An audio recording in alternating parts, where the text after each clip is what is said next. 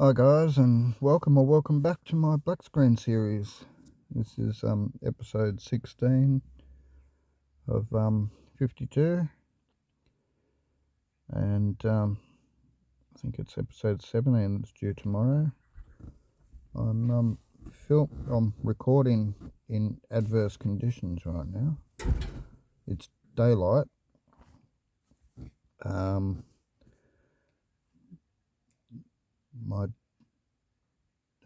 My dog Leia is on heat in season,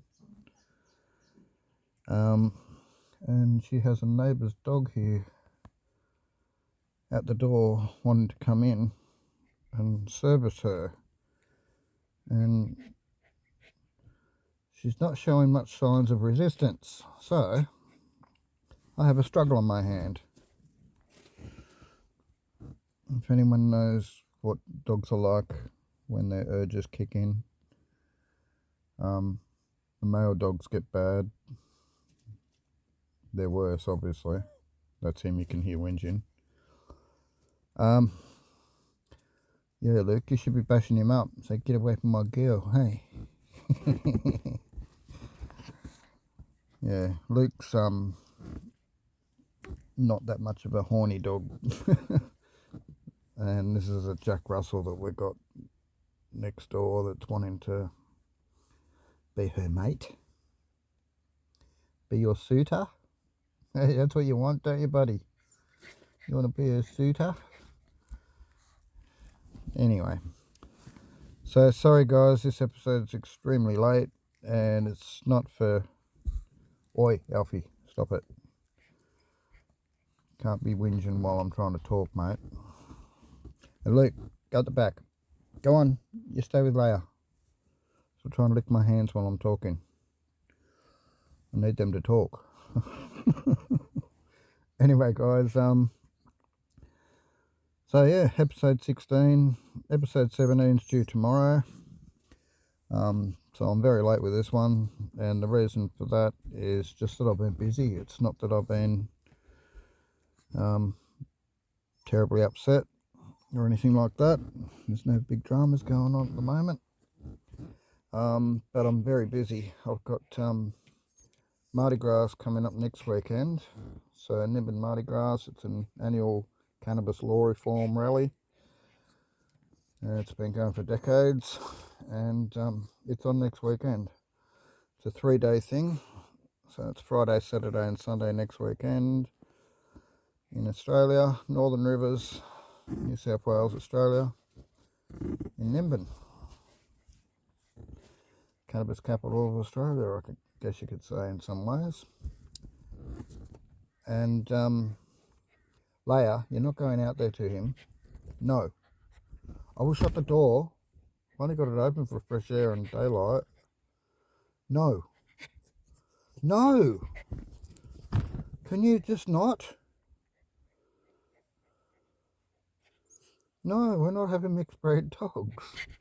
No. No. I've got her whinging too now. No. Get up the back. You do what you're told. Gee. Alright. Sorry guys. So yeah, talk about recording in adverse conditions. I've got him outside the door, 2 metres from me. What's that, about 6-8 feet, I don't know. And I got her at the end of my feet. And Lukey just in front of her. Poor Luke. Oh, and we got Grandma Missy in between us all, just outside the door. I think she might want to come in. Do you want to come in, Missy? Yep, you do. Hope you get. Make room for Missy, guys. She's coming through. She's going to her bed. Righto. So as I said, lots been going on. Mardi Gras is just around the corner. Very busy time of the year for Nimbin. And dogs on heat.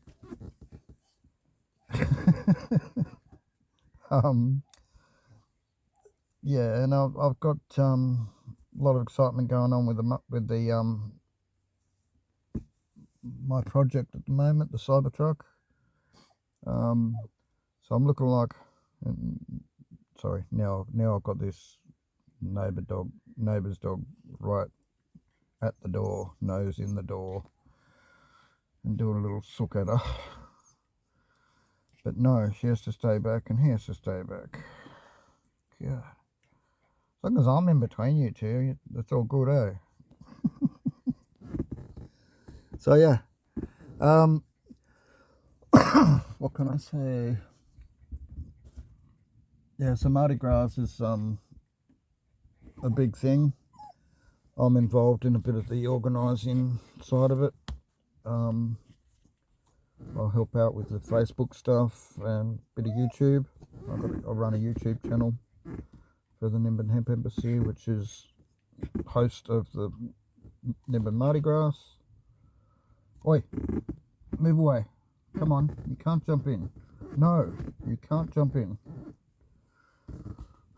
He's trying to jump over my legs. I've got my legs here to stop him from coming in.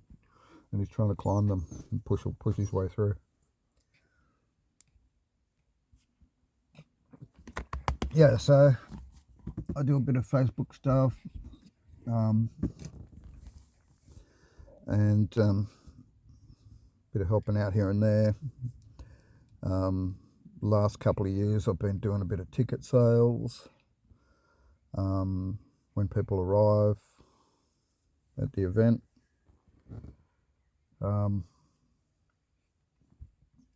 Because it's it's become somewhat of a protestival, I guess you could call it.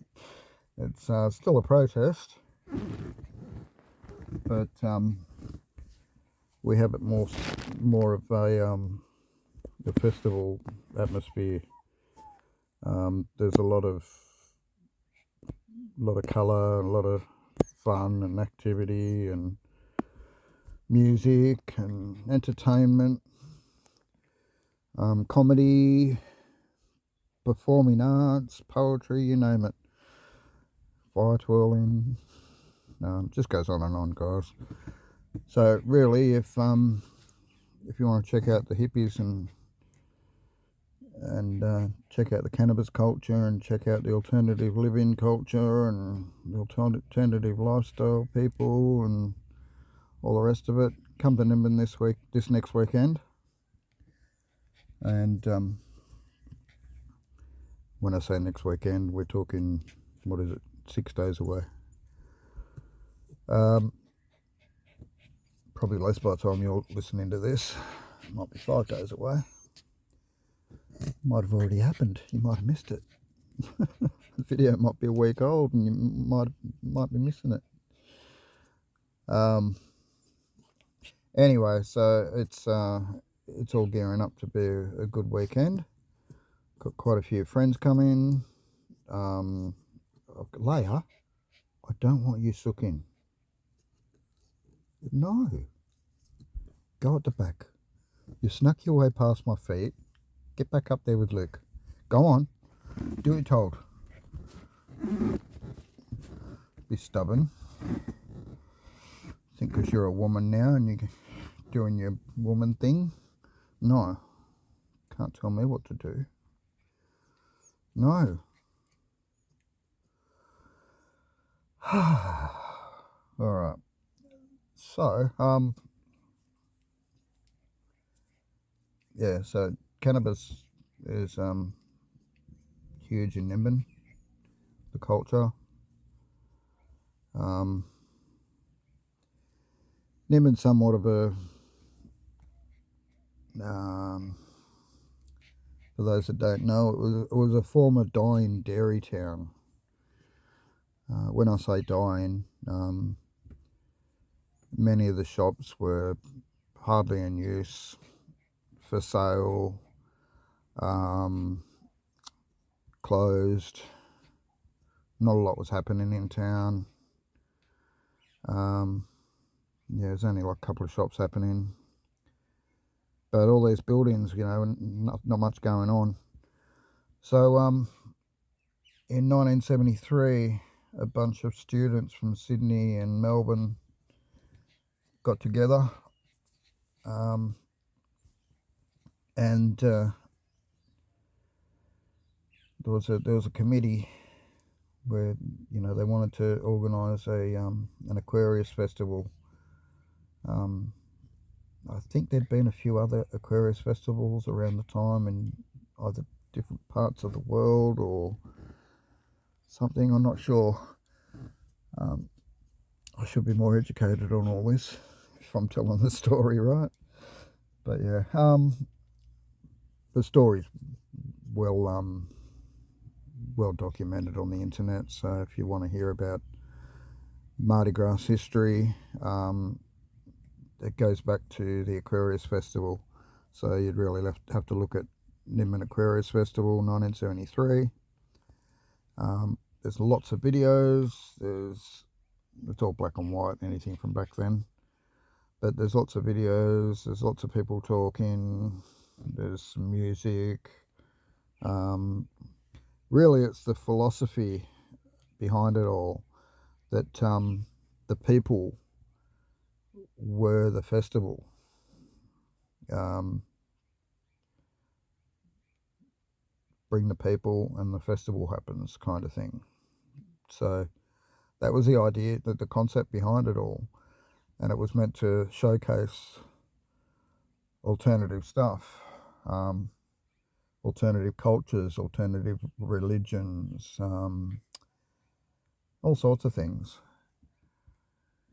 There were some guests and famous people that were invited or just chose to come. There's all sorts of people like journalists that covered it and continued to cover it over the years. Because once I think it was a 10-day event, the Aquarius Festival, once it died down, already a whole lot of stuff had already started happening before, during. So now after the festival, there was already some buildings that are being purchased by the students. So the students are forming committees and collecting money together and buying these cheap places, and fundraising and all sorts of stuff. So yeah, the community, there's probably hardly a town like it in Australia, if not the world, where the community owns so much of the town. All wrapped up in committees and all sorts of things like that. But there's just so much in this town that is owned by the Nimbin folk.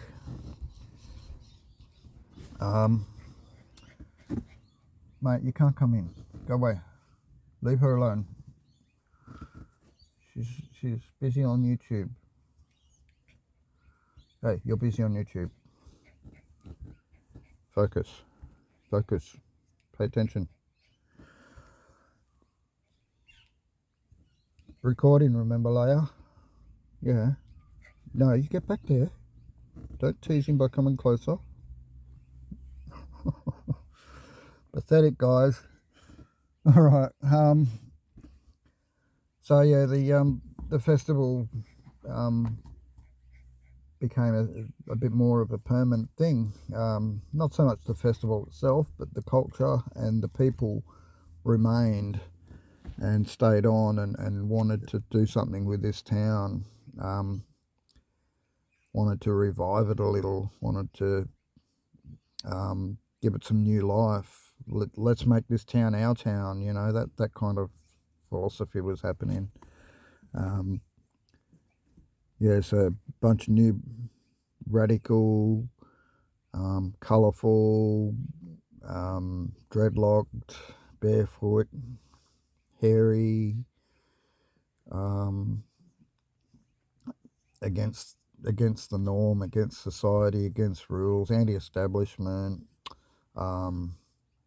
pro-choice, all sorts of things, you know. So there was so much, and even accepting other cultures too. You know, that Nimbin's fine for accepting people that were religious or a bit different, because we're all different. Anyway, so it became a thing that the town was getting bought up by committees and such, and young people that have just come to town, and they are also investing in property around the area. And they discovered a good way to do this was what we call MO, or multiple occupancies, where they'd buy a large block of land. It could be 1,000 acres or 100 acres even, and split it up. Even 20 acres can be split up, and you can, with 20 acres, you could easily have 4 or 5, half a dozen families living harmoniously, sharing the deed of the title deed, sharing the rates, helping each other out, working as a community, being there for each other. Yeah, so these things happened, and all these little communities sprung up all over Nimbin and around the Nimbin Valley and the Nimbin surrounds, and even as far as half an hour away drive from Nimbin or more, these communities were springing up. There's still many of them that are survived to this day. Look, he's not there. Stop whinging to go outside, because he's not there. He's not there.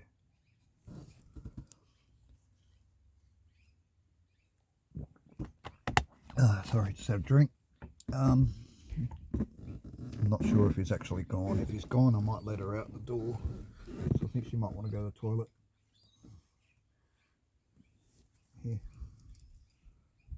I'm letting you out, but I'll reel you back in if I see him.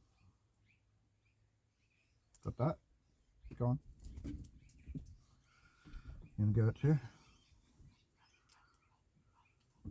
Go.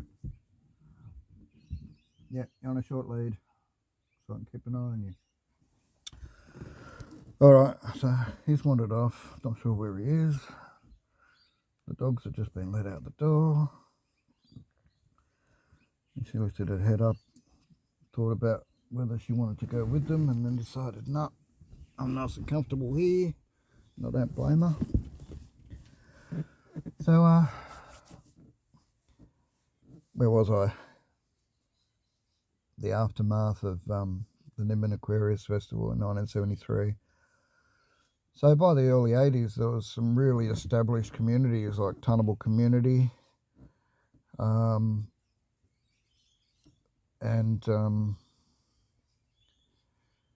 yeah, some of these were accused of, not Tunnable, but some of these communities were accused of being cult-like.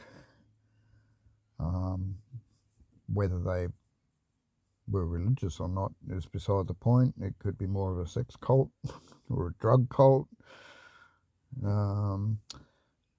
Yeah, there's all sorts of weird things that were going on. So when you throw the rule book out the window, people write their own rules, and that was kind of what was happening. And of course, with the free love of the 70s still lingering on into the 80s, many of these people in communities found it fine to sleep with their neighbour on the same MO, multiple occupancy.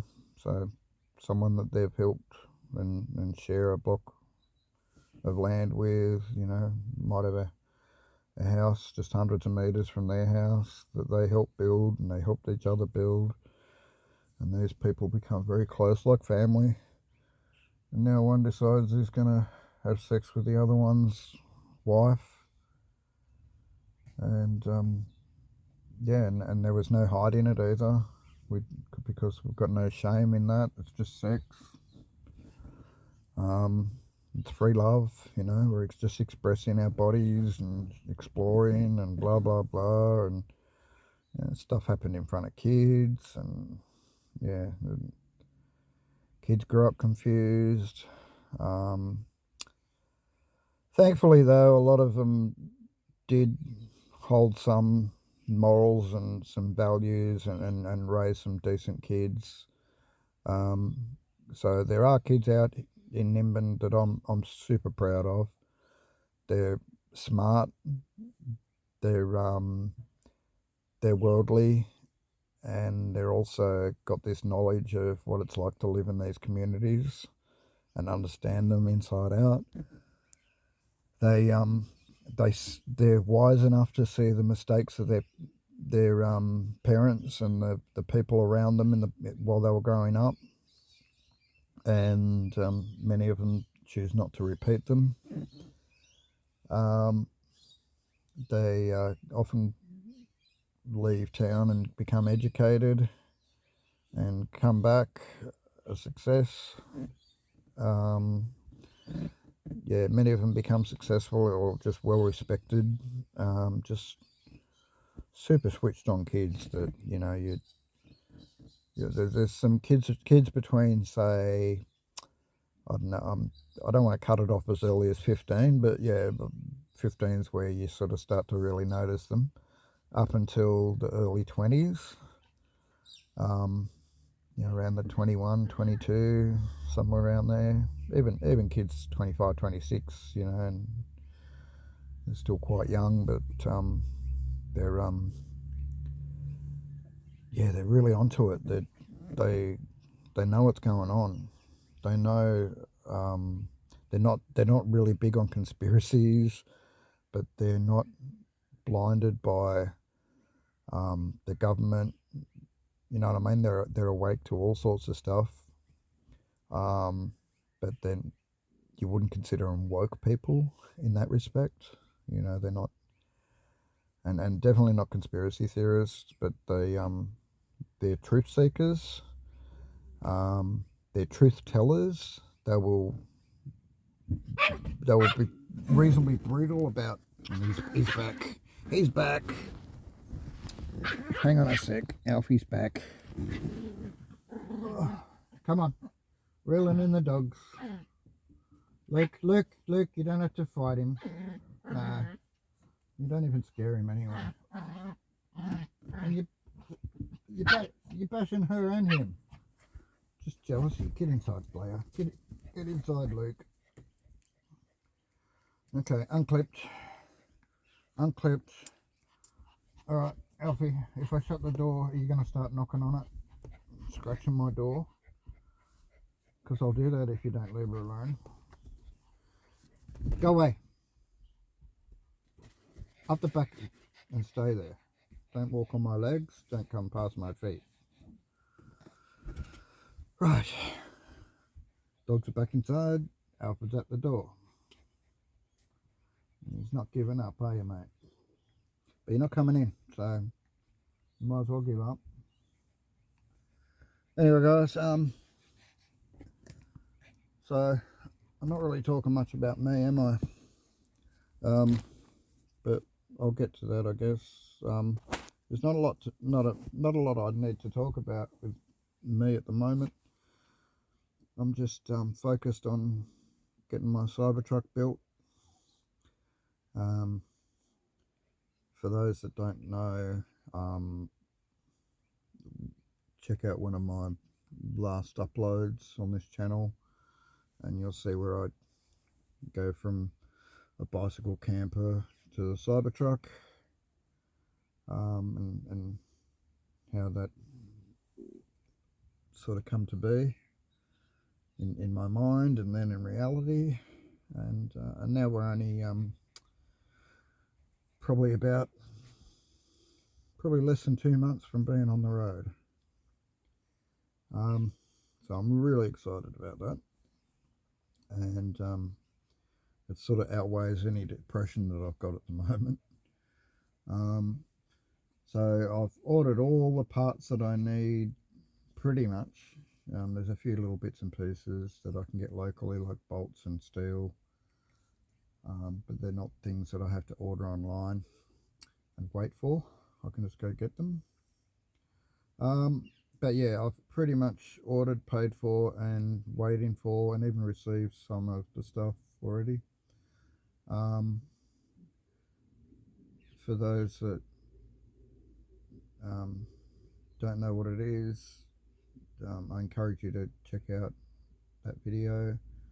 I keep saying I'll put links in these, and most of the time I forget to. But I've got another channel. It's called Cybertruck, which is a play on Cybertruck. There's a company called Trek Push Bikes, and I thought, you know, Cyber and Trek, it might link people up to the push bike side of it a bit more. It might make it obvious that it's a push bike. I don't know, but anyway, I'm building a 4-wheel push bike basically, that looks like a Cybertruck. It's a velomobile. A velomobile is an aerodynamic, enclosed, recumbent, pedal powered vehicle. Basically a 2-wheel or 3-wheel or 4-wheeled push bike that you lay back in rather than sit up on, and you're enclosed with a aerodynamic fairing completely. Hang on a sec. Go away.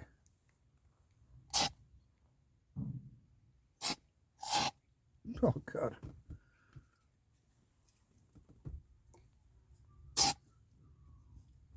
Bloody hell, bad shot, aren't I?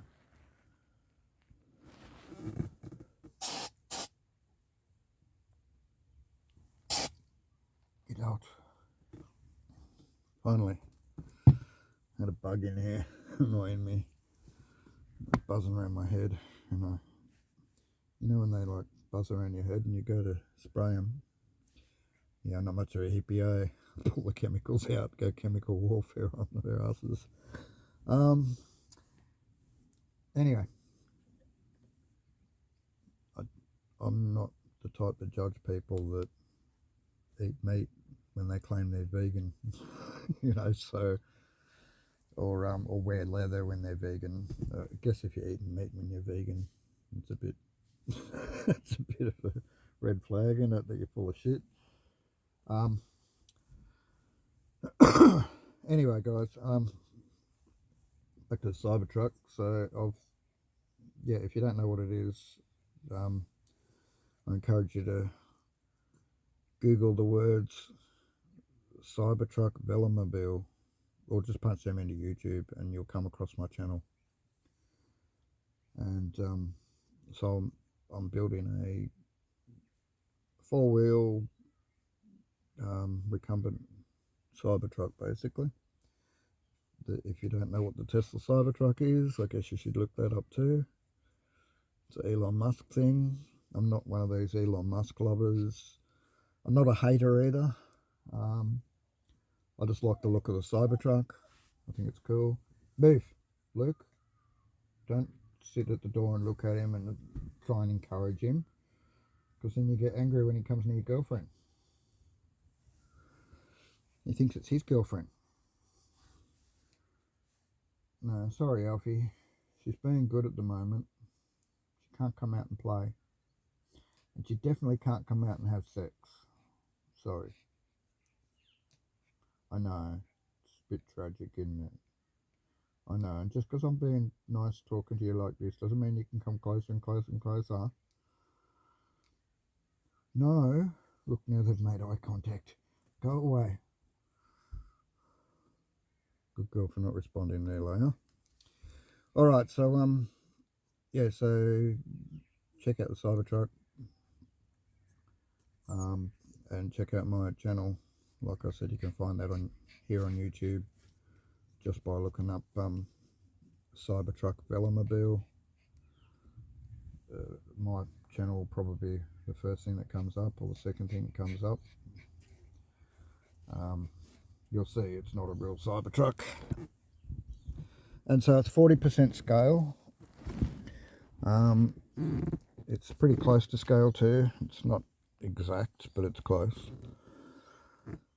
I guess if I made it exact, I might be in trouble with copyright or whatever. But I don't think Elon's that type to sue people over copyright. You know, when it comes to people making Cybertrucks, there's been dozens of them. People have made their own Cybertrucks. People have made small versions of them. There's a mob called Hacksmith Industries. A YouTube channel called Hacksmith Industries. Check them out, guys. They've built a half-scale Cybertruck. It seats 2 people, but they're squished in together because it's on a golf cart buggy frame, you know. Yeah, golf buggy frame. So, sorry, did I just push you away because you were just going to come closer to my legs and lay down? He's gone again. Hopefully you don't come back and bother us. But you've gone outside and you've both gone to the toilet. And there's no need to go back out there. I should have shut the door. I might shut the door, guys. Okay. The door's getting shut.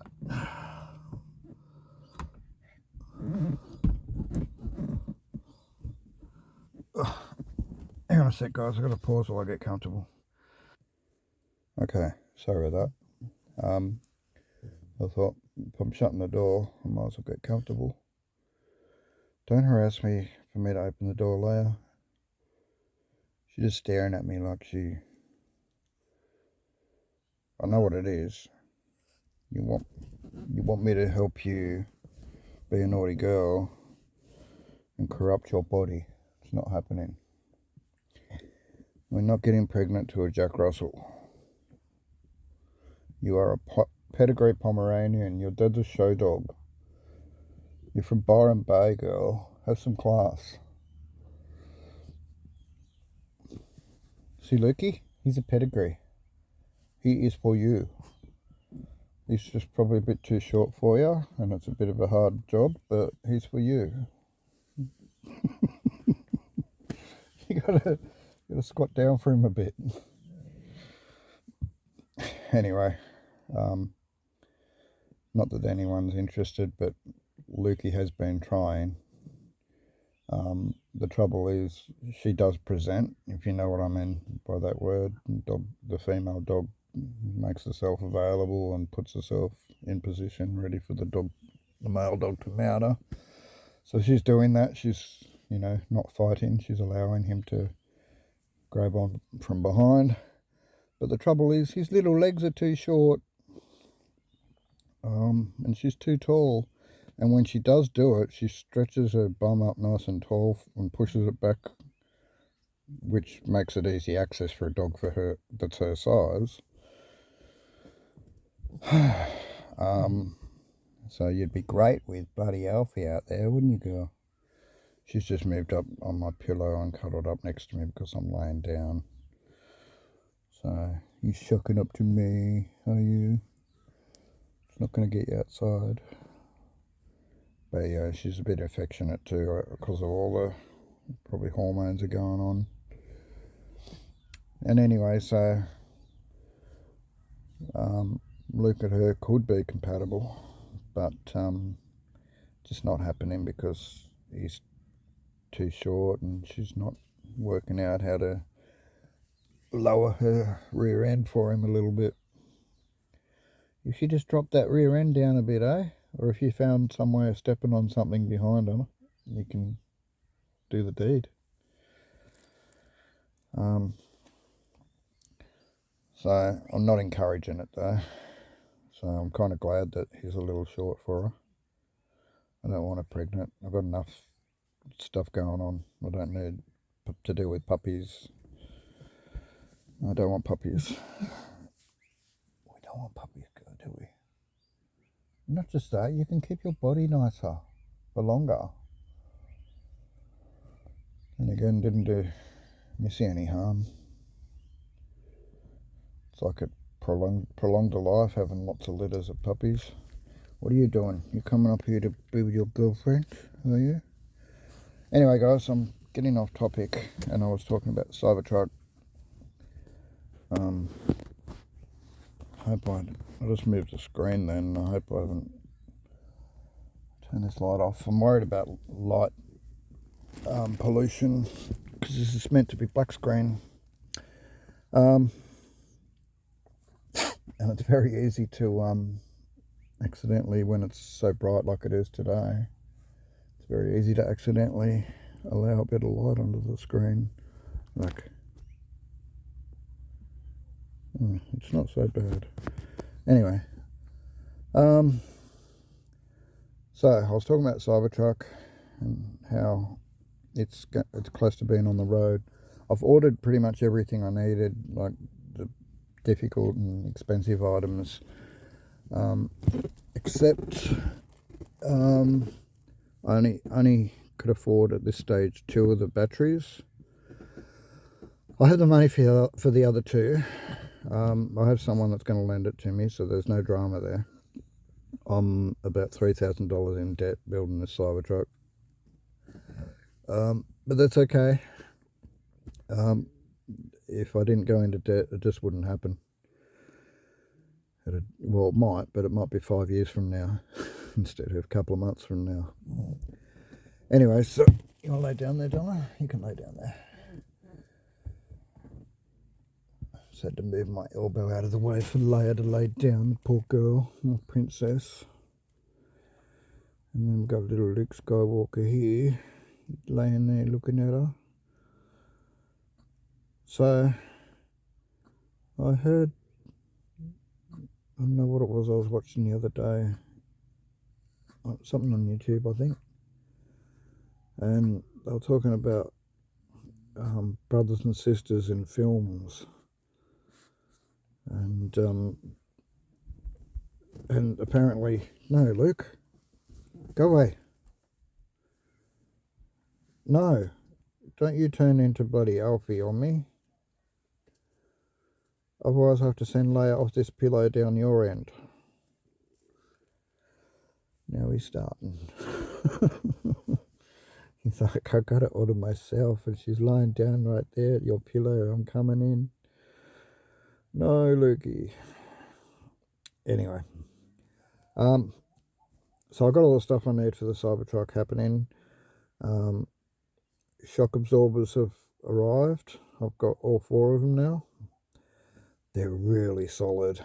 I'm slightly paranoid that they're going to be too solid, and I'm going to have to order softer shocks in the future.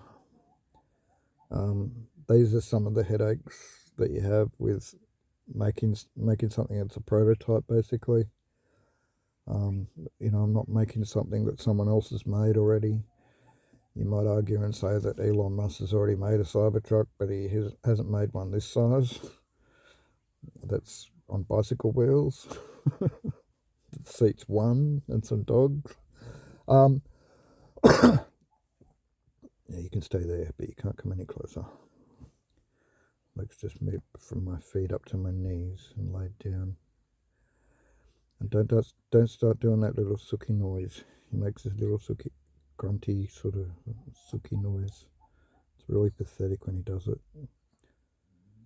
He goes,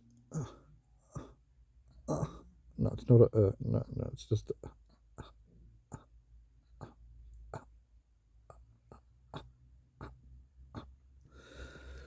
sucky noises, and occasionally a little bit of a slight whinge.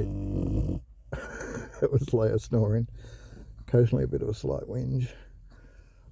Leia's a big snorer. Sometimes when she gets all comfortable and relaxes, she just does one big snore. She's getting, like, I don't know, ready to go to sleep or something. I don't know. Occasionally she'll lie in a certain position to snore really loudly for a few minutes, and I actually like it. It's really relaxing. It's annoying if you're talking to someone or trying to record or something, but yeah. Oh God, he's out there again. Okay, he's barking at a neighbour out the back because they just pulled up in their car. And now we've got Lukey sooking. Get out So yeah, as I was saying, the shocks might be too firm. Can you stop?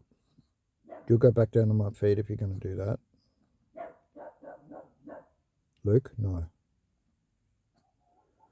So here's another drama. Luke actually likes Alfie.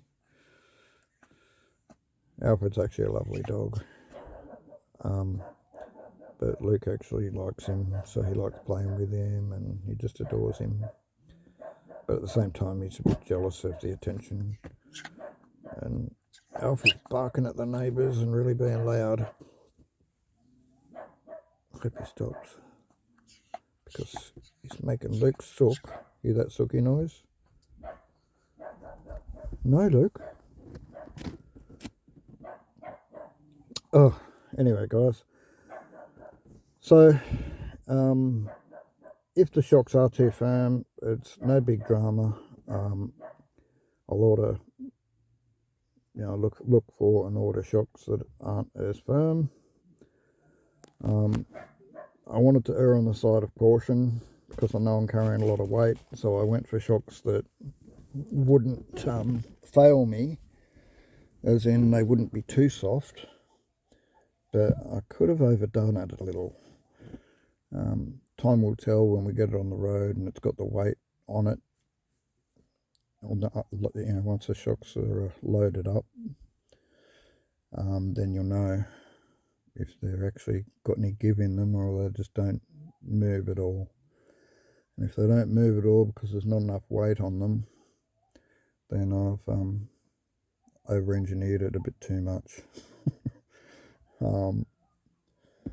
But that's okay, because we've got tolerances. We have fat tyres, 4-inch fat tyres all round. 4-inch fat tyres on the 20-inch rims. It's going to give enough cushion in, because we've got 4 wheels as well. It's going to give enough cushion in to take out some bumps, even if the shocks don't move at all. It won't be anywhere near as good, but it probably will still work even off-road.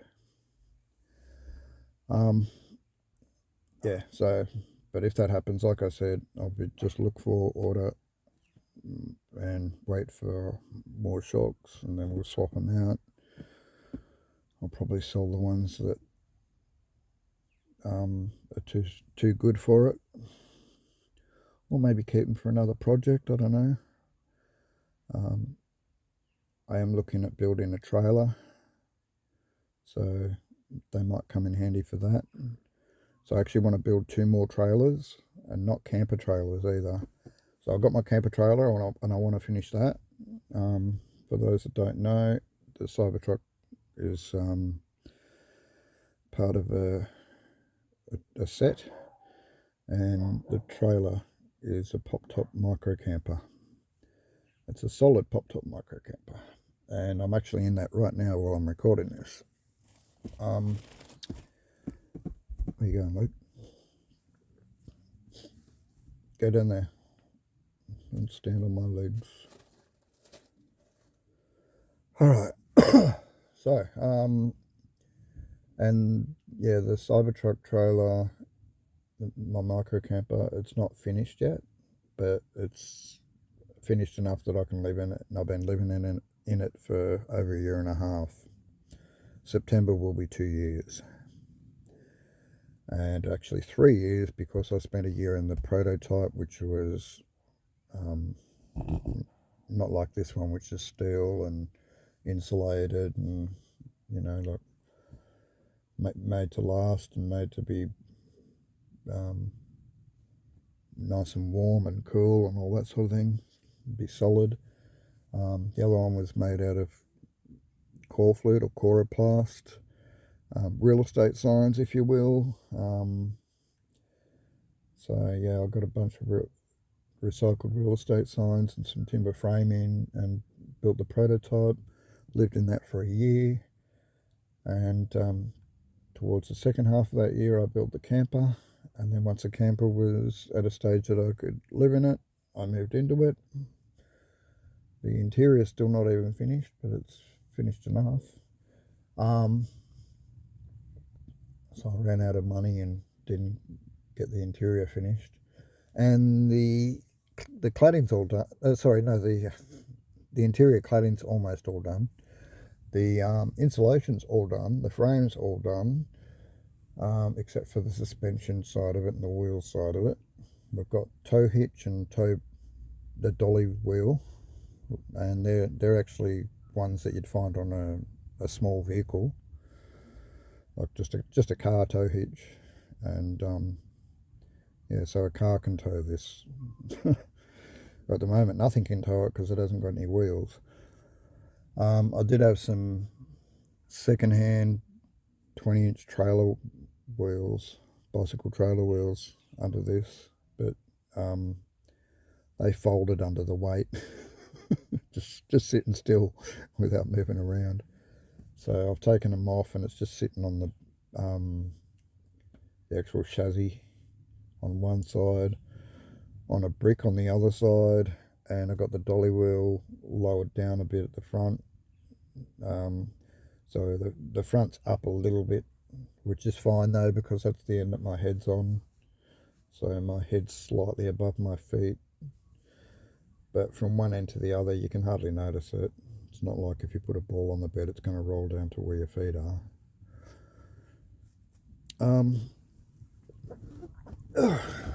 Sorry, it's getting comfortable.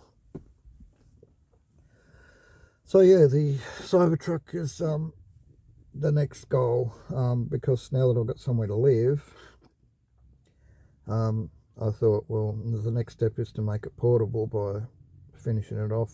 Firstly, it's got to be clad, and we've got to have the wheels put on it, and I've got to get the solar set up and bits and pieces like that, get some windows put in it, get the doors properly hinged and locks put on the doors. There's all sorts of things that need to happen. But I'd run out of money to do that.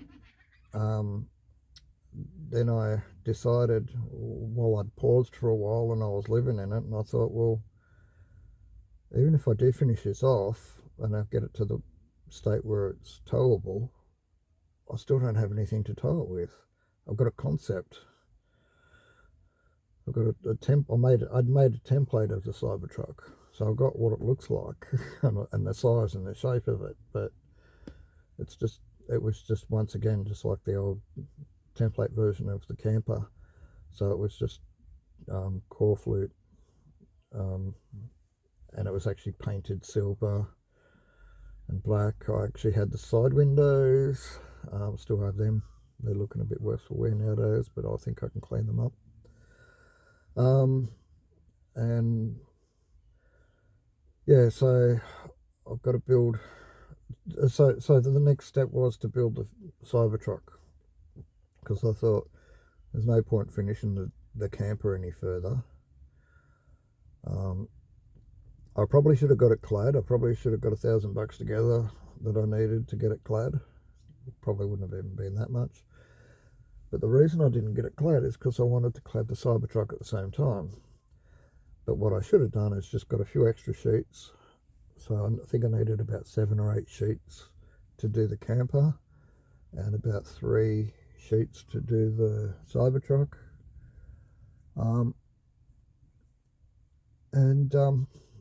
Yeah, so I decided that, even 4 sheets, I decided that, what I could have done was buy all those sheets together, just clad the camper,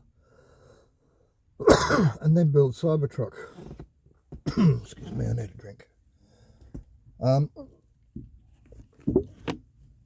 But yeah, I decided not to clad the camper and to start working on the Cybertruck. I didn't have the money for cladding the camper anyway.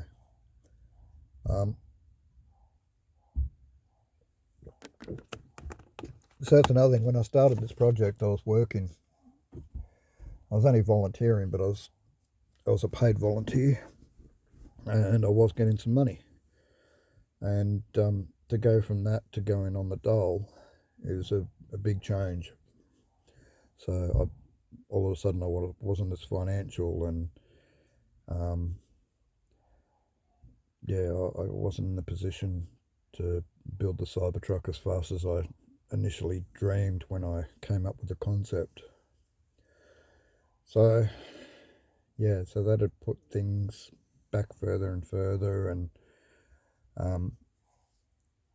I just thought I really need transport, and I've been hitching now for quite some time with the dogs and my shopping, and it's just a pain in the butt. I've moved from like 6Ks out of town. A year ago I was 6Ks out of town and up at Tunnable, which is right up mountain kind of thing. It's a real steep climb to get home, and all downhill practically getting to town. But yeah, and the road's not great either. So I went from there to then I went out to another place where I was 5Ks out of town, and it was a nicer, it was flat road and easier access in and out of town. No mountains to climb. But that only lasted a few months, which, as you guys are aware, I moved into the last place here about a month ago, I think. Bit more than a month. I don't think it's 6 weeks yet, but anyway, might be maybe about 6 weeks. So yeah, I moved into the place I'm at now, and so we're going from 6Ks uphill to 5Ks flat to now we're 3Ks, and it's also relatively flat. Probably the last few hundred meters are a gentle climb. That's about all. But yeah, it's not that steep. Anyway, so I'm really keen on getting the Cybertruck on the road so I don't have to hitch. And so I started building, while I was still up at the place that was 6Ks away from town, I started building the framework. I started getting serious, and I've got a YouTube channel for the Cybertruck, and I started doing weekly updates, and things were coming along nicely, and I was making progress. But then the place where I was living with my best friend, or shared the house, and I had my camper out the back, and there was no romantic thing with us, we were just mates, but we were reasonably close, we talked a lot, hung out a lot, smoked a lot, and had a lot of mutual friends and such, but both online and in town. And yeah, and she died in September, and pretty much, like I was only just holding things together at the time. So yeah, all work stopped on the Cybertruck, and I spun into depression, well, deeper depression, I guess you'd say. I was already depressed, but I spun into depression that basically became, I guess you could say, something that I was struggling to manage, as opposed to I was coping with the depression before that, somewhat. But yeah, so things were getting quite tough, and I didn't do a lot for quite some time. And it's only recently that I think since moving here that, hey, no barking, no, serious, you cannot start doing that, because then Luke will bark and it'll be anarchy. I'm recording. Hey, can you let me record? Just lay back down. Go on. You want my pillow? Lay on it. Just sit on it like you're gonna use it as a soapbox to bark from. That's it. You be comfortable. No, I mean it. Whatever you're hearing, ignore it. Thank you. So, what was I saying?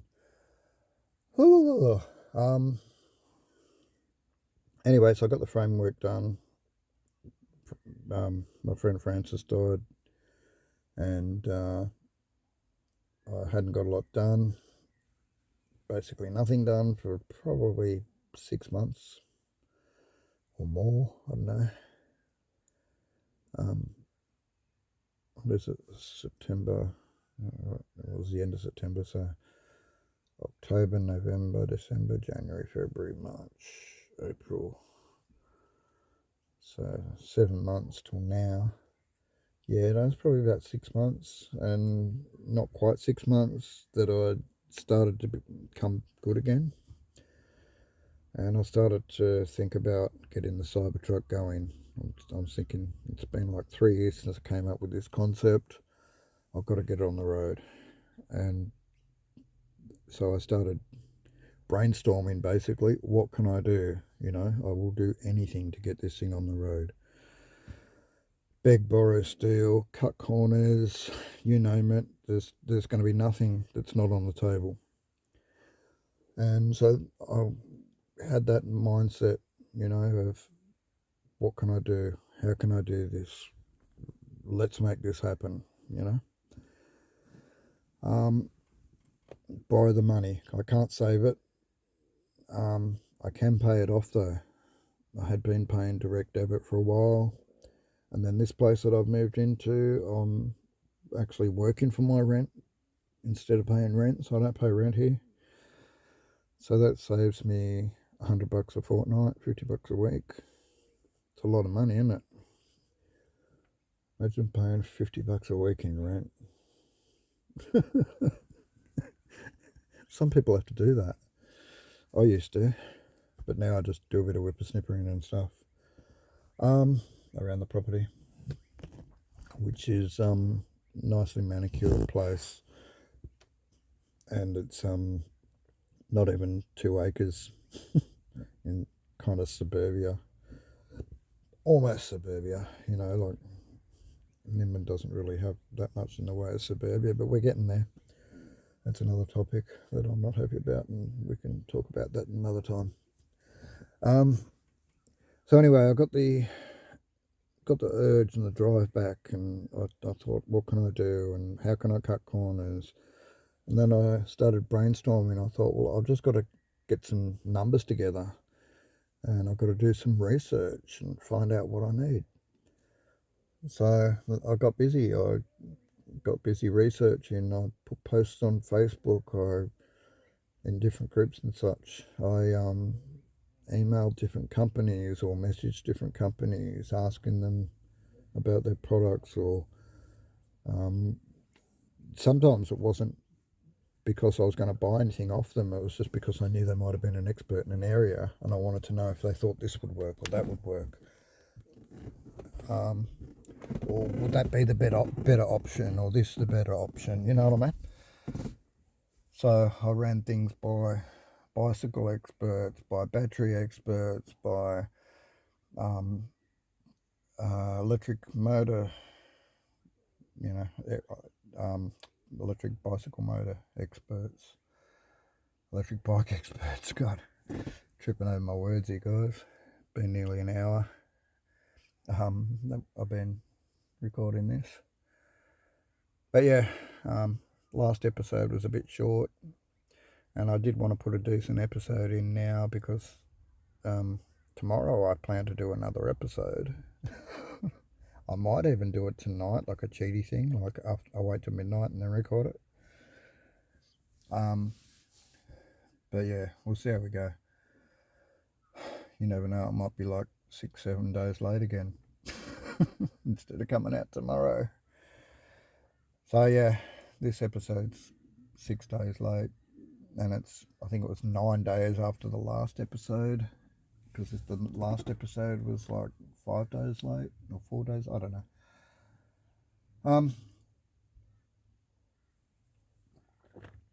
All over the place, my conversation, and I apologise for that, guys. It's just autism, forgive me.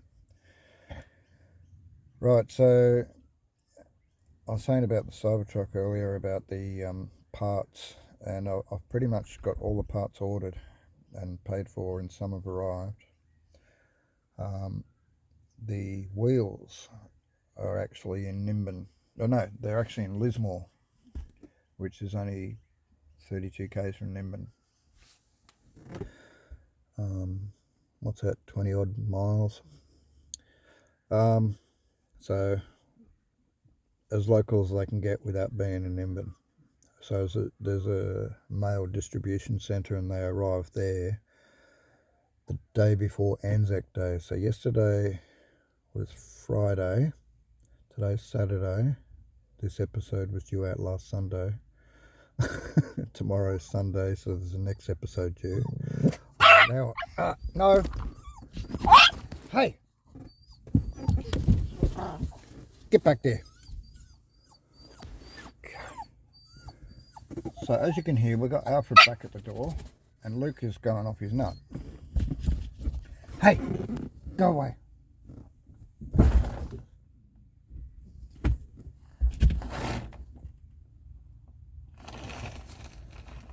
Okay, looks like I have to open the top door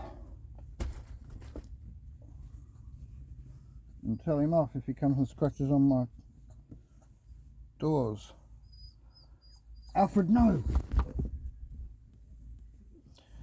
I've also got to watch for the dogs jumping on the phone and stopping this recording. I've got to keep running past it.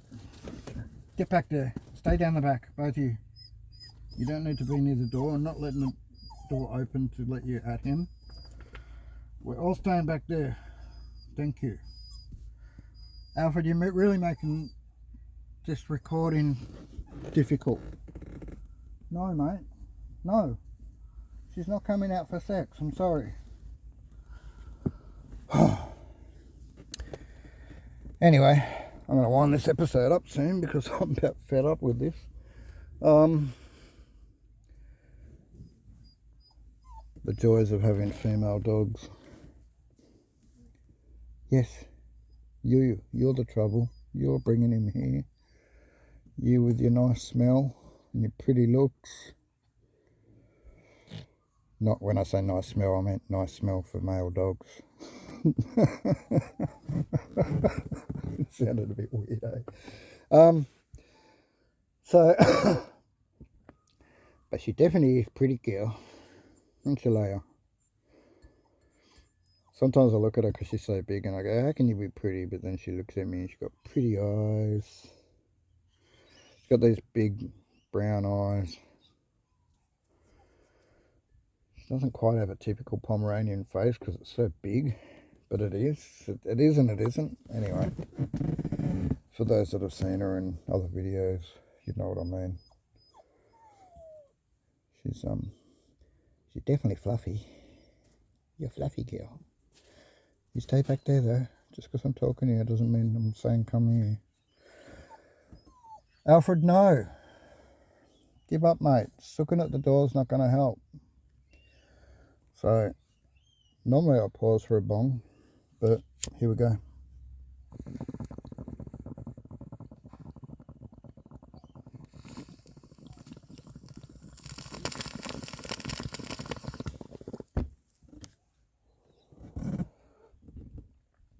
That was a decent sized bong.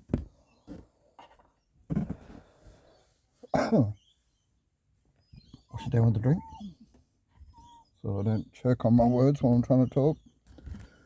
I can sit here and not talk and I won't cough. But when you just have a smoke, you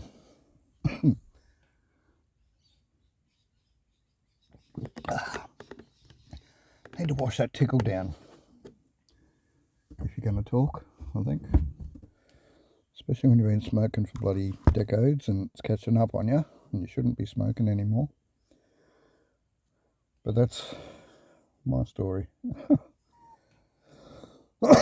Anyway, guys, so when I said I've got everything together, it's pretty much there. So over the next week or so, probably as early as Monday, I'll start getting rushed with all the bits that are still yet to come, except for the batteries. The batteries take ages because they're coming from a slow boat, literally. A slow boat from China. It's an old saying, isn't it? Put you on a slow boat to China or something. This is a slow boat from China. It's not a slow boat, it's just a ship. And it's not priority because it's free shipping, and yeah, anyway, I tried to get it as cheap as I could, and free shipping was the way, which meant the penalty was time, which meant that whatever I was ordering at the time, the batteries were going to take about a month longer than that.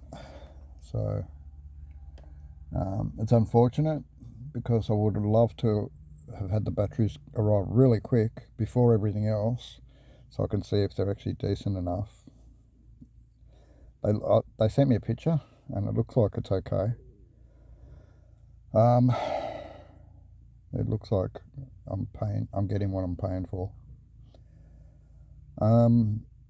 So paying for cheap quality, I'm getting cheap quality, but it looks like it's actually the proper size, and it's coming with a charger, and they've shown me a picture of the plugs connected to the battery that I've asked for better plugs than what they originally put on it.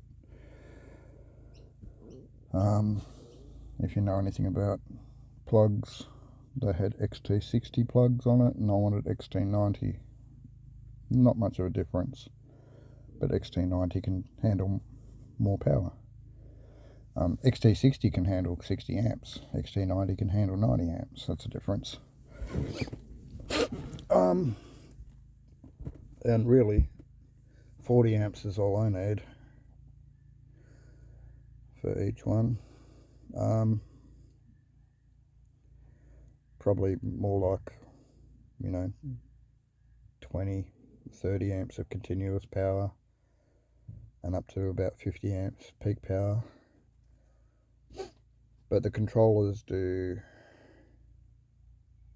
50 amps, I think. I think they're 50 amp controllers. And the batteries have I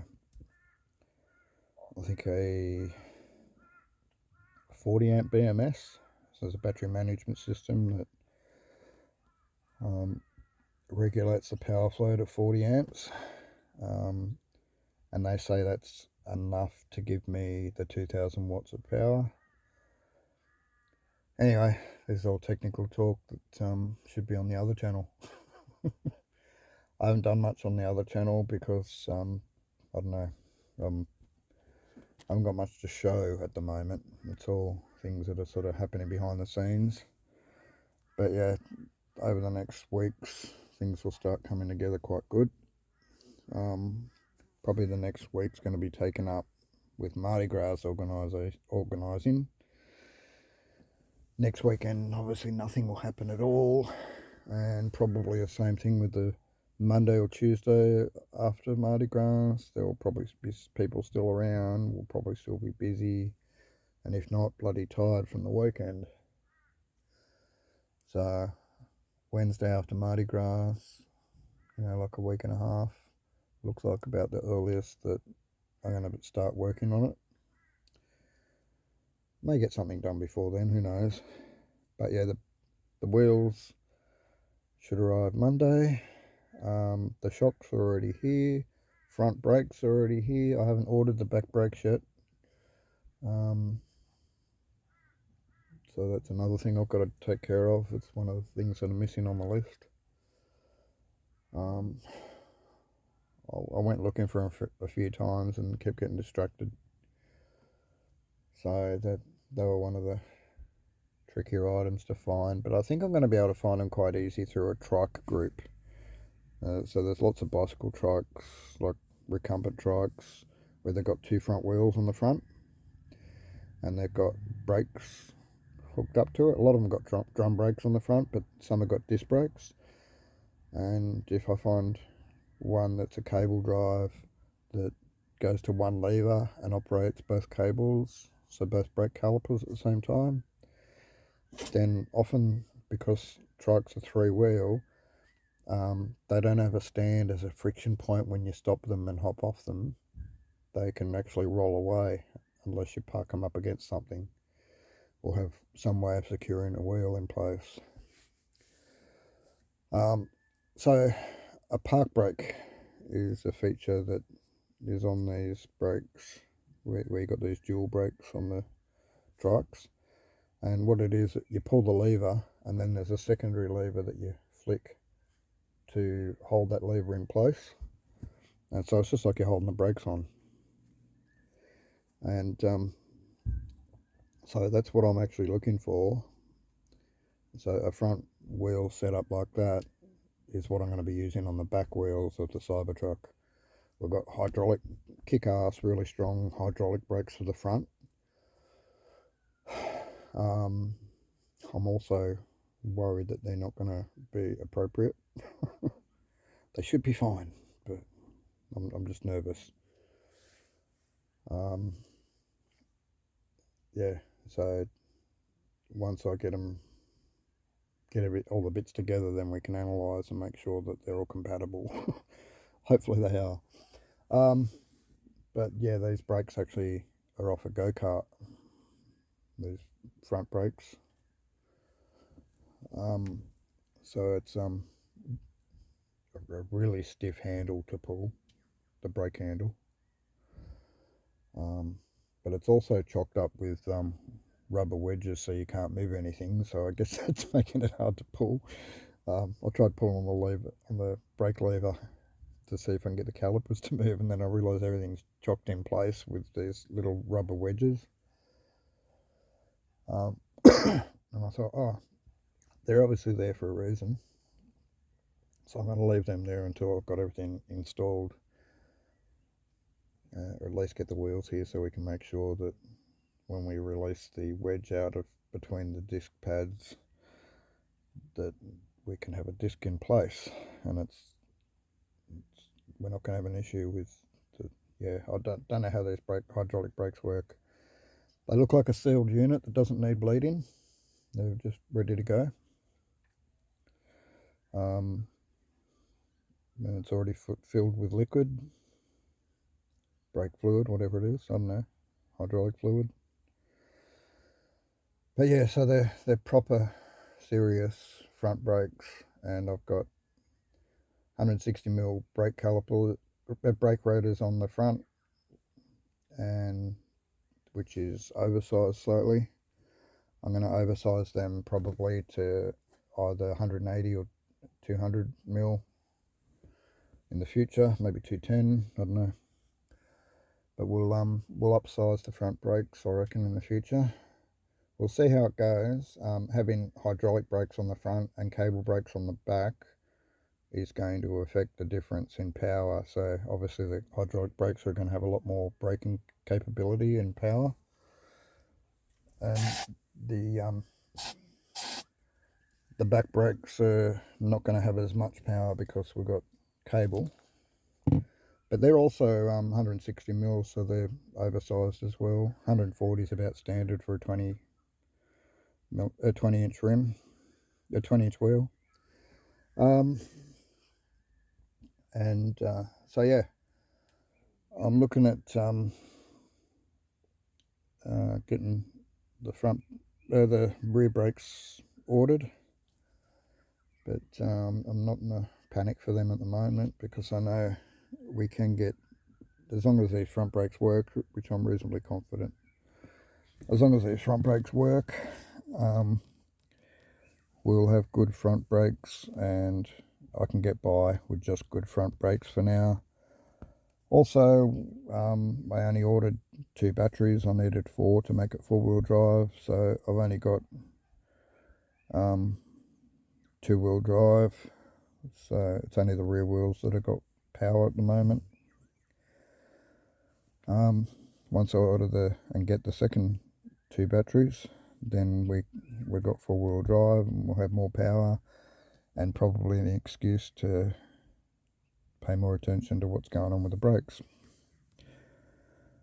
But yeah, I'm pretty confident that just for testing, just having front brakes alone, I don't have to go descending mountains to get to town like I used to when I was 6k's from town up at Tunnable. So yeah, it's only 3k's into town, and there's no big descents or anything.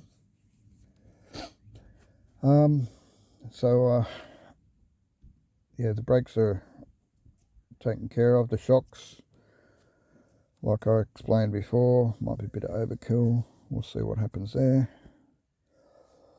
The tyres should arrive in the next coming days, along with the tubes. So it'll be interesting to see the quality of them. I'm hoping we don't have white writing all over them or obvious print. I want them to look plain, and just like a black rubber tyre basically. But yeah, they're a bit of a knobby tyre, a bit like a BMX tyre in the tread pattern. So they're going to be good for off-road. Hopefully they're not too noisy on-road. So just like with a four-wheel drive, trouble with chunky tyres on the road. They're great off-road, but once you get them on the road and you get them on the highway, you know, if you've ever been in a four-wheel drive with those chunky tyres, you start getting it over 80 k's an hour and the tyres start making a loud noise, and it's just not nice. But I'm hoping that the tyres aren't too loud. We'll have the noisy electric motors going anyway, so hopefully those two sounds blend together, and hopefully just overall the whole vehicle isn't too loud. Anyway, I've been talking about this for probably too long for people that aren't interested. But if you aren't interested in a Cybertruck, there's not a lot more I've got in my life to offer you. I've got the dogs, and I've got my minimalistic lifestyle, I guess. A lot of people are here for that, or that. Yes, Leia, some are here for you, and not me. They're just Pomeranian lovers. Yeah. Aren't you gorgeous? Okay, where are we? So the parts arrive in. Everything I need to get it mobile should be at my fingertips over the next week or so. But like I said, we'll only be making it two-wheel drive, so rear-wheel drive and front-wheel brake until I get more stuff together. So we'll have to wait for more batteries, more brakes, and possibly along with that, suspension. Who knows? But yeah, like I said, if the shocks are too stiff, it's not going to matter because of the big balloon bloody 4-inch tyres. If anyone's ridden a bike on fat tyres before, you'll realise how cushiony they are and how good they are at taking up bumps. So it's not going to matter that I won't have any trouble in my suspension. I'll still have the clearance, and I'll still have a bit of give in the tyres. So yeah, like I said, with everything arriving in about a week, I've got the panels ready to start cutting out for the exterior paneling, the skin of it basically. Hang on, I've got a pesky fly. And I've got the roof, which is polycarbonate. It's tinted and just needs to be cut and then hinged, and run a seal around the top of it for waterproofing. And then we got the windscreen, and it needs to be cut, and then windscreen sealant to seal it into place. And then the frame goes around all that. So I've got window framing. Then we've got paneling. So I've got all that already. The bottom part of the Cybertruck isn't built yet, so the floor, and so the chassis part of the floor isn't built, which also includes the suspension. So that's what we've got to work on. I've got the steel here in Nimbin, but I haven't picked it up and paid for it yet, or ordered it to get delivered yet. It's not that expensive, and I can organise the money for that pretty quickly. And it's actually, I think it's about 800 metres away, or a K away, or I don't know. It's not that far from where I live.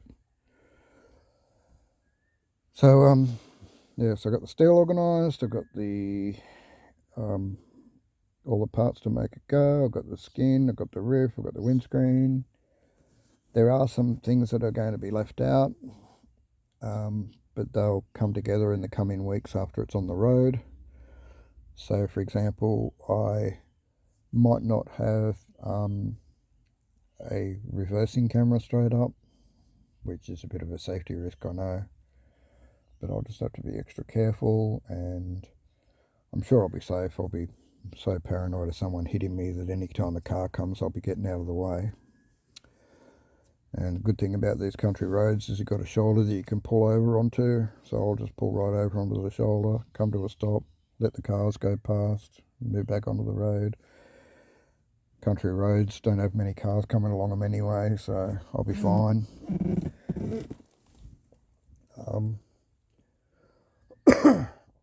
I reckon I could go at the front and lay down on the road and nearly fall asleep before a car come. But yeah, having said that, you could walk out there and just as you're about to lay down, a car could come. Anyway, but yeah, it's not busy. It's not like when you're in the city where you got non-stop traffic. So you just keep your ears and eyes open for cars, and when one starts coming, when you hear one or see one, you look for somewhere safe to pull off the road, come to a stop, let the car go past, with giving them plenty of room and making it safe for them and not slowing them down in any way. Once the car's gone past, back on the road and continue on the way. I'm not going to be in any hurry. It'll probably take me, I'm guessing, around somewhere between 5 to 10 minutes, probably around the 6-7 minute mark to get to town at the most, I reckon. So if I have to pull over and it takes an extra minute or 30 seconds, so what? It's no big deal. It's not like I'm running late for a job interview or an appointment or something like that, because those things just don't happen for me nowadays. So I'll just be cruising into town to go be in Nimbin, or just to get something from the shop, or whatever it is. And I probably won't be going many places other than Nimbin at the start while I'm doing the testing, and while I don't have the battery power, and while I only have 2-wheel drive, and while I don't have the brake capacity, and while my suspension might not be great. So all those things need to be sorted before I start doing longer trips. But of course that's what I'm working towards, getting it set up so it can do longer trips. Once I've got more batteries, if those batteries have a good enough capacity to do the longer trips and then be charged, and then, and then I go further and so forth.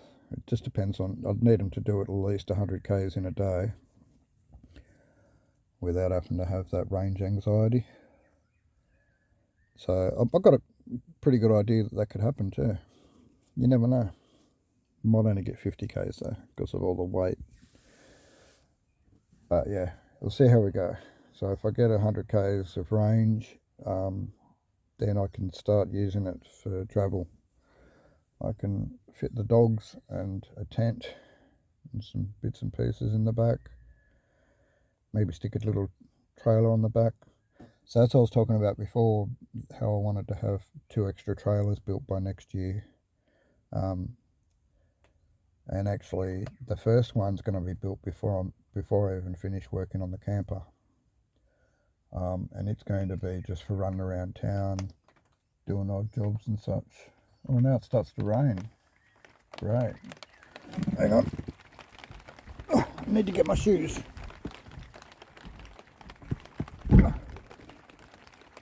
Can't leave the shoes in the rain. Okay, got the shoes. Just had to lean out the door and grab my shoes off the ground because I don't have an awning up. And my shoes are just outside the door and it started to rain. So I guess I'll probably have to speak slightly louder now that it's raining. I'm not sure how noisy that is. I don't think it's that loud.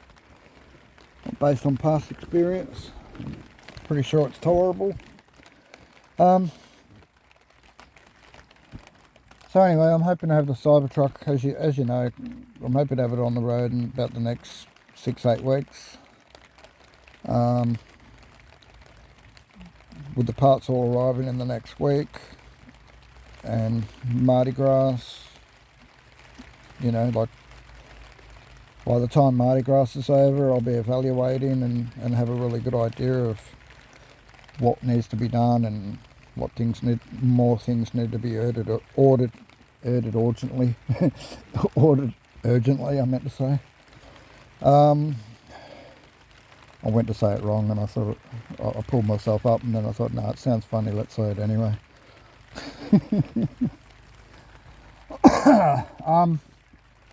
So, oh yeah, winter's coming. What's it go, guys? It's raining, isn't it? Anyway, we're been at this for nearly an hour and a half, and I probably should be winding it up. I think I said that about half an hour ago. The Cybertruck, as you know, guys, has just taken up a lot of my mind, and I'm really excited about it.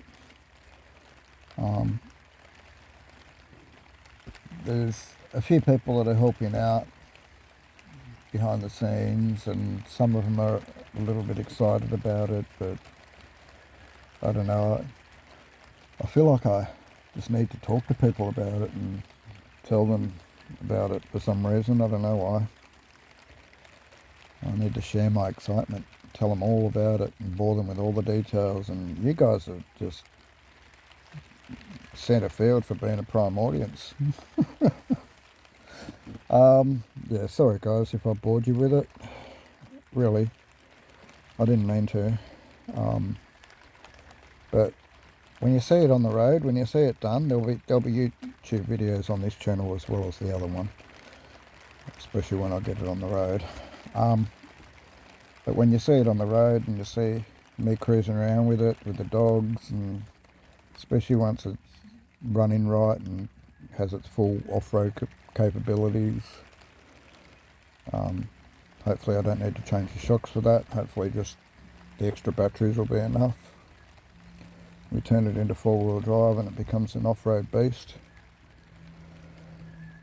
Even with the 2 batteries, just the rear-wheel drive, and with suspension being too stiff to move at all, it's still going to be impressive off-road, I reckon. Yeah, we'll have wheel lift, you know, certain wheels will lift, but hopefully enough weight will be over the back wheels that they won't be the ones lifting, because I think the majority of the weight's towards the rear of it, especially without any batteries for the front end. So yeah, if any wheel lifts off the ground, it should be a front wheel, which means we'll keep traction on the 2 wheels that are driving.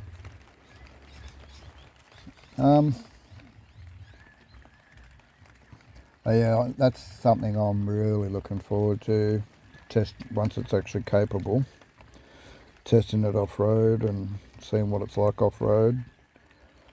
I got a feeling it's going to be impressive. I've also got a feeling that comfort will be the limits to how fast I can go. Yeah, you can have big tyres and good suspension and a comfortable seat, but still you can get flung around a bit. There's not going to be a lot of cushioning in my seat because of the height restrictions I've got within the Cybertruck. I've actually got to have a limited amount of cushioning under my bum to keep my bum as low as possible, to keep my head as low as possible so that it's not pushing on the roof.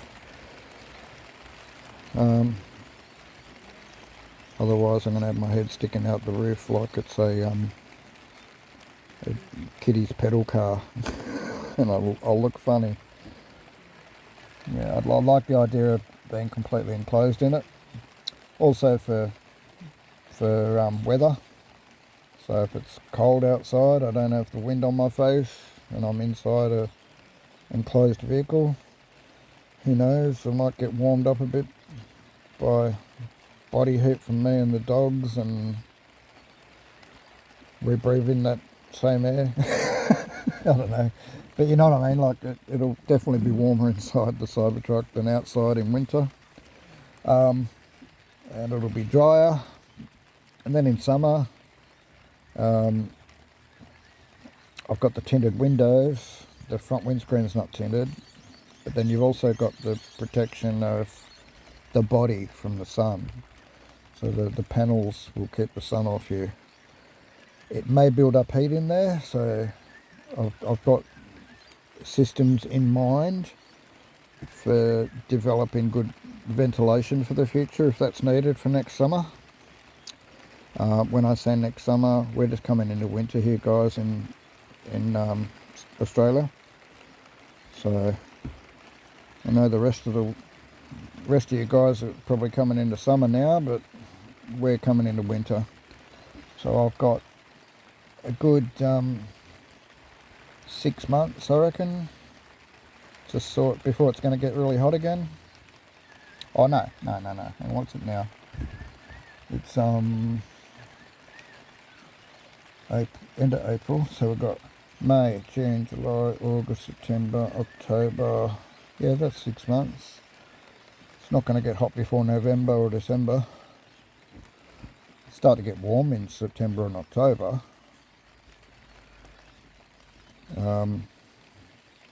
But yeah, November, December is where it starts to get warm. And that's when I'll start to be worried about things like ventilation.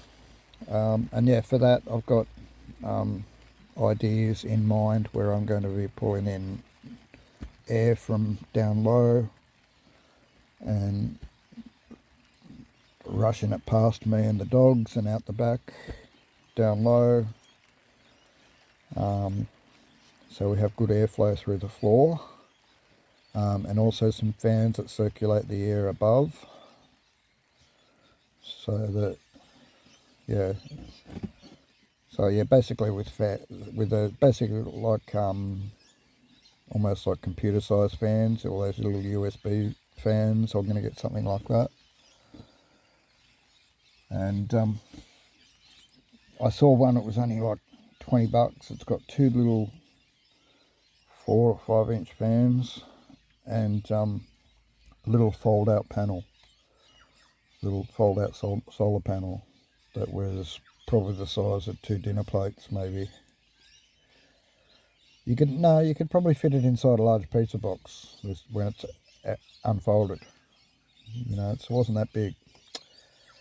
And I thought, that's cool. If that actually works with that little panel, I could sit that panel on even the bonnet of the Cybertruck, just in front of the windscreen, or sit it on the roof, just above my head. Doesn't matter that it blocks a bit more of the sun from getting through. I'll be hot anyway, right? Just provide a bit of extra shade with that little bit of solar above my head, even though it's tinted. But yeah, I can have those fans set up to just run for free off the sun when it's hot. So yeah, because the other option is to tap into the available power that I got in the batteries, which every time you tap into that, you're limiting range. Anyway, guys, enough rambling for today. I'm sorry to bore you all with the Cybertruck talk and the Niven Mardi Gras talk. There may be some of you that like one or the other. Oh, and the dogs in heat talk. Horny dog talk. Yeah, that's just nature. Dogs go on heat. The neighbours come around and want to... Yeah, because he's not desexed. So it's a shame he's not desexed, because I wouldn't let her have puppies if she got pregnant to him. I'd have them aborted for sure. Which is sad, but you know, there's enough unwanted dogs in this world that are pedigree without bringing mongrel dogs into the world. So yeah, she can't have puppies to her own kind, so that they actually stay Pomeranian and they actually stay wanted, because Pomeranians are an easy to sell breed. I'm not worried about the money, they're just easy to sell. Like, I've sold dogs for under $2,000 to friends, and even to people I hardly know or don't know, where you know they can fetch up to $5,500. But yeah, I'm not interested in the money. I'd only be interested in a good home, and I don't really want Leia to get pregnant anyway, so don't know why I'm talking about it. But yeah, guys, if you like all this dribble that I'm talking, please like, comment and subscribe. Tick the notification bell. For those that are interested in the Cybertruck, there's not going to be a link in the description. You just have to punch into YouTube, like I said before, Cybertruck Velomobile. 2 words. You punch that in and you'll find me. You'll find videos of my project. They're the ones that don't look like the real Cybertruck.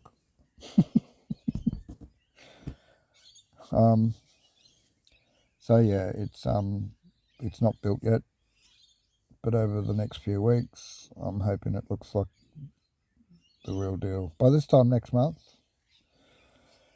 yeah, by episode 20 or 21, I reckon, we should have it on, if not on the road, at least looking the part with the wheels nearly on it or on it. But yeah, there'll be a bit of chassis building to do, and some body building to do, and suspension geometry and steering geometry, and sorting out brake mounts and where brake lines are going to, and all sorts of stuff, guys. So there's a lot to do, and I could be underestimating by saying I see it on the road within 2 months, but there's no real reason other than putting enough time into it that could stop it from being that time. And yes, I have been guilty of laziness and idleness before, but I'm kind of driven at the moment, and that's why I'm expecting that I'm going to keep this momentum going and get the bloody thing on the road, hopefully within about 2 months. So anyway, I thank you guys for listening if you've made it this far. I sometimes do a secret word during the episode, and I guess I want to make it Cybertruck this time, because that's all I've been talking about. Yeah, so if you can just pop the word Cybertruck into the comments, doesn't matter how you spell it, I'll know what you mean.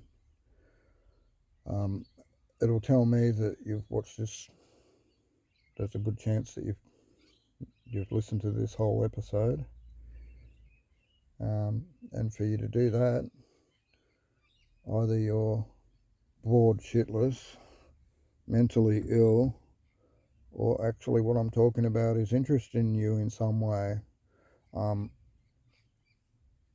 This whole series is to help people get to learn to know me and my lifestyle a bit better, get to understand my mental illness, my depression, my anxiety, my COPD, my PTSD, COPD. That's breathing, isn't it? Yeah, I meant PTSD. My insomnia, all those sort of things, along with my autism. So it's for people to understand that you can have a mental illness, you can suffer with depression, you can be not quite right or not quite normal and be happy. And at the start of this series, I was honestly really not happy, quite depressed. I was in therapy at the time with a counsellor, but I probably still need therapy, but I just can't. Yeah, it's just a headache.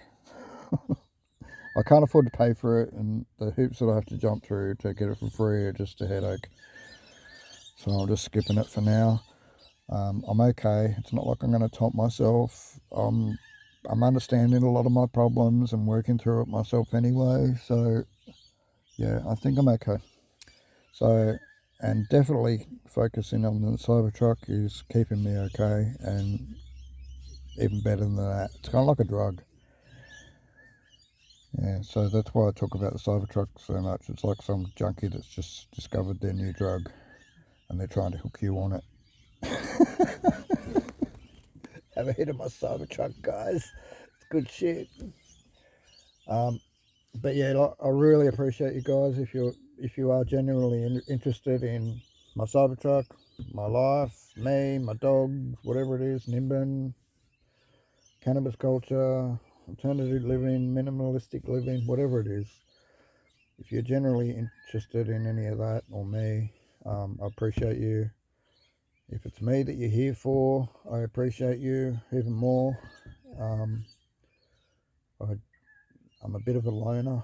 I don't have friends, so to speak, like normal people. I don't hang out with people, if that makes sense.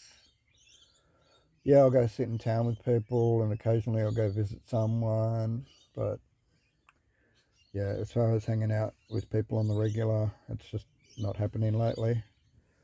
But part of that's my mental makeup, and also a big part of that is I'm too busy for friends at the moment to be investing time in friends. Unless they're friends that want to talk to me or help me through the Cybertruck or encourage me or hear me dribble on for hours about nonsense about the Cybertruck. Bore you to death with the shocks that just arrived, or yeah, I nearly put a post up on Facebook and nearly took a photo of the shocks and the brakes when they arrived, and then I thought, oh, I don't have the other shocks here, they're already over with the Cybertruck because that's at a different location.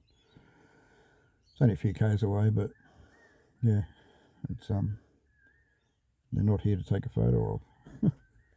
I thought, no, I'll just wait until I get these parts over there and then take a photo of them all together. And by then I'll probably have more things to take photos of, like the wheels and the tyres might be there. And it's another thing, I've got to assemble these tyres and pump them up. Never assembled fat tyres before. I've watched videos on it. It seems to be that fat tyres are actually quite easy to work with. Just worry about pinching a tube like you do with any other tyre. But being that size, they're quite easy to work with. They're easy to get on and off the rim. Easier to line the bead up. Tricky part would be, I think, getting them square on the rim as they become firm. So I think what the trick would be is to get them close to firm and then check them for trueness and straightness. If they're not quite there, maybe let a fraction of air out and then adjust them a little and then pump it back up again and check that it's there. That seems to be the biggest issue, getting them square and getting them round, getting them square. When I say square, I mean square to the rim, so that they're not wavy when they're rolling down the road. And when I say getting them round, I mean so that they don't go up and so the wheel's not going up and down on the tyre as it's going down the road. Like it's got bumps in it, you know what I mean? So, that seems to be the biggest issues with the fat tyres. They're quite easy to fit, but just lining them up so that they're running straight and don't look like they're out of whack when they're spinning. So I've noticed there's a lot of fat tyres that don't spin that true, and I just think it's because when they've pumped the tyre up, they haven't had it sitting quite exactly where it should be, and they've pumped it up and part of the tyres further into the rim on one side and not on the other side, and so then when you're going down the road, it's got a bit of a lump, or it's not straight, you know, it's one side of the bead is further into the rim on one side and then not so far into the rim on the other side, and then when you get at the other end of the wheel, it's the opposite. So you've got a tyre that seems to be waving down the road with the centre line not remaining straight. It'll be going left to right if you're following behind it, as opposed to up and down where it's not square in the rim. So yeah, squareness and roundness is two things that are important. It's got to be square and it's got to be round. It sounds contradictory, but if you appreciate how I just explained that, you'll appreciate what I mean by being square and being round. Confusing myself, Nelly. Anyway, guys, this is a long episode, and I'm talking about the Cybertruck too much. So I think what I'm going to do is probably bring an episode out where I just talk about the Cybertruck, but on the Cybertruck channel, because I've got a lot to talk about there. Yeah, I might do a short video for the Cybertruck channel and a long video for the Cybertruck channel to spark up a bit of interest. I'm not sure. Every time I go to do it, I think, oh, I don't want to be on camera. Anyway, but it's my issues and future Dave's problem. The real thing right now is just getting the Cybertruck on the road. I'm not worried about the YouTube side of it so much, as I am worried about getting it on the road. It's all I'm focused on. So yeah, wish me luck, guys. Next episode, fingers crossed tomorrow. Who knows, it might end up being late. I'm going to try not to have it late and try and do it late tonight, which is only, what's the time?